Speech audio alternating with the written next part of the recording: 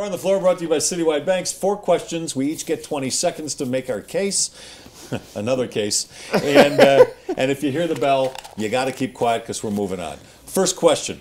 Ohio State is sticking with Cardale Jones at quarterback. Is this a smart move, or would you replace him? It's only a matter of time before you replace Cardale Jones. He had a great run in the postseason. The Buckeyes could not have won the national championship without him, but I'm just glad that he didn't come out and turn pro this year, because some NFL team would be really sorry with that guy. Are you saying Jamarcus Russell? Is that what you're trying to say? No, I didn't mention the Jamarcus Russell word. Who's Ohio State playing this weekend? Do we know? I have a sliced idea. Western Michigan? So it doesn't matter who's their quarterback this weekend. I'm saying stick with Cardale Jones. Let him get on track against Western Michigan. I know they had trouble with Northern Illinois. I think they learned their lesson. They won't have trouble with Western Michigan. Let the kid keep playing. They're undefeated. They're ranked #1. So it's Northern Illinois, it's Western Michigan. What's next week? Southern Miss? Get it back on track. Keep them. Yeah, but you're assuming the Western Michigan is worse than Northern Illinois. Northern Illinois plays Division I teams tough, or I should say Power Conference teams tough. Western Michigan, whoa. You say the words Michigan, all the teams from Michigan are good. Most of the teams from Illinois, as you well know, having gone there for a while, they're bad. So I don't think you go, well, let's throw him back in there, because you know what I do? I take Braxton Miller and say, come back, kid. Come back, You're going to be quarterback again. Yeah, I would. I mean, there's a reason why he was. Embarrassment of riches. Is that unbelievable? Well, apparently not, as it's working out. I don't think either one of them played that well last week. I would say, hey, kid, you've done the job. You've earned the right to come back and play quarterback. We'll use Braxton Miller. I would bring him back. Jones, I think they had, I don't know, he had a bad half, but he didn't play very well in the first game either. True. I think I would make the move and see what Barrett can do. He was the Big Ten Player of the Year a couple of years ago. I think I'd bring him in and say, Cardale, you're still young. You're still going to be here, even though he may not be. But based on what he's done so far, he's not going to turn pro after this year. Son, you're going to get your chance. We're going to make a move. All right, second question. The Pittsburgh Steelers have gone for 2 points 3 times so far this season, and it's worked each time. They've also missed a kick for a point after, for what it's worth. Why aren't the Broncos doing this? Why haven't they tried it? Because Peyton Manning can't throw the ball from the 2 to the end zone. Mark, he was the best red zone quarterback in the league last year. I just wanted to see how Woody would react. Give me a wig. I'll send you to jail. Why do you think they haven't gone for 2? I never believed in. I wrote a column about it when it first came up. I never believed Gary Kubiak is outside the box kind of thinker. I think even though he said, well, you know, we're going to play with it. Pittsburgh practices every day. We don't get to watch practices. You go out more than, both of you go out more than I do. I don't see them spending much time. Maybe we don't get to see that part of the time. But when I've been out there, I haven't seen them practice a 2-pointer once. But Pittsburgh has proven, because of when winter weather gets here, playing in Pittsburgh, they've got the right idea. Those swirling winds in Pittsburgh, you've both been there. Yeah. That what they're doing is they're practicing it every day. They're throwing it out there in the first quarter when the game's not on the line, and they have missed. They've gone for 1 5 times, and they've missed 1.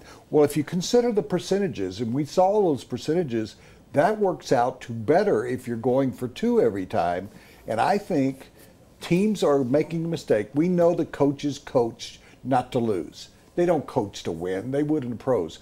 Chip Kelly, who was the guy who was going to do it all the time, well, of course, they don't score, so he can't do it. But I think the Broncos should do it more often. I know he disagrees with this, so I'm waiting for his reaction, because he and I talk about this before they change the rule. Then they're going to have to pass it in, because they can't run the ball. No. I mean, they're averaging just a little over 2 yards a carry. You didn't answer the question, so that's the reason why. Why? Because Gary Kubiak is like 99% of the coaches in this league. He's conservative when it comes to stuff like that. I think and I think you both hit on a really good point. Gary Kubiak has a better offensive mind than John Fox, but I think Gary Kubiak's every bit as conservative as John Fox offensively, if not more so. All right, third question. Wow. How big of an impact will Kam Chancellor have now that he's back with Seattle, and they're playing the Bears this weekend? I'll take it first. A big impact. Teams in the first 2 weeks were able to complete 74% of their passes beyond 10 yards. That is a big, big number. Yes, it is. When he was on the field and off the field with Seattle in the past, during his tenure there, if you look at it, you would see they were minus numbers when he was off the field in regard to pass attacks. He had very serious plus numbers. I think he's proven to be one of the best safeties in the league. They really didn't get a lot of publicity because of Sherman playing alongside him. And he was a guy that signed earlier than all those other guys, and he got screwed. I don't know any other way to put it. I looked at the numbers. I mean, everybody else getting 3 times the guaranteed money he is. I think he's going to have a big impact on this team. Plus, they're playing somebody they should be. Richard Sherman gets all the ink and hogs the spotlight, and he's a great player and a great talker. But my memory from that Super Bowl loss the Broncos endured to Seattle is it's the safeties of the Seahawks that make Earl Thomas and Kam Chancellor that make that secondary go. It's the safeties that make you think twice about going over the middle. It's the safeties that provide the intimidation. And so Kam Chancellor coming back is huge. Yeah, I'm with both you guys, not only on the field but off the field. We've been told time and again he's a huge, huge guy in the locker room as well. Last question. NBA changes its playoff finals schedule. So when the teams travel to the other city, they're going to get an extra day off. You agree with that decision? Can I go first? I hate it. Why do you hate it? Because it already goes too long. It's just a day off. Because the playoffs already go too long. There are already too many off days in between playoff games. So now, when's the NBA season going to end? In September? Just in time for kickoff for the NFL season. I don't like it. Who cares when it ends? As long as it ends before football season, do you really care? I mean, I go back and because people go, oh, the seasons are going too long. The reason why they had shorter seasons in the National Hockey League and the NBA is they didn't have air-conditioned arenas. They wanted to get out of those arenas and out of the season before it was got sweltering really hot. in the Boston Garden. And we saw that when the game with with San Antonio and Miami in the finals, and air conditioning wouldn't work. That's what was going on at the end of the season. So you should realize that when they started air conditioning movie theaters and when they started air conditioning basketball and hockey arenas, then there was no problem with it going into July, August. We don't care. Why would we care? There were different schedules. The schedules weren't as long. There weren't as many playoff series. Well, that's what I'm saying, though. It doesn't matter now. It's going to last 17 days. When that 17 days is over, you know what you're going to do? Because I've worked with you now. You're going to go, we got nothing to talk about. We got nothing to talk about. Well, you're going to be able to talk about NBA for another week or so. Big deal. I'm proud to say that I'm a big fan of the NBA, and I enjoy the game. I enjoy the pro game more than the college game. But I also know that the Nuggets start training camp next week. That doesn't work. I mean, it's NFL season. So, if you're going to ask me, I don't care what the final schedule is, but start the season no earlier than Thanksgiving and send it through all of July.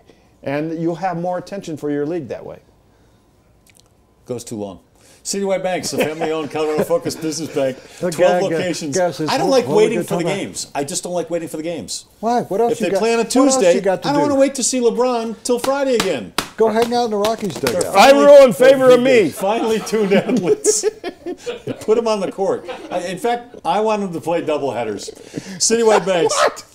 12 locations across Denver and Boulder. There's one near you. They've got a bunch of services that your business could use to take it to the next level. Charities they support all over Colorado. Do your banking where we do ours here at the Sports Show. Go to Citywide Banks.